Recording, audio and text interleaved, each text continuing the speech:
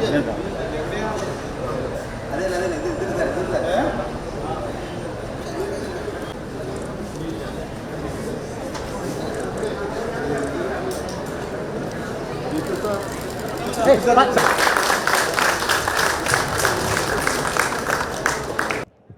ക്ലാപ്പോട് കൂടി ദൃശ്യം 3യുടെ ചിത്രീകരണം ഇന്ന് തുടങ്ങുകയാണ്.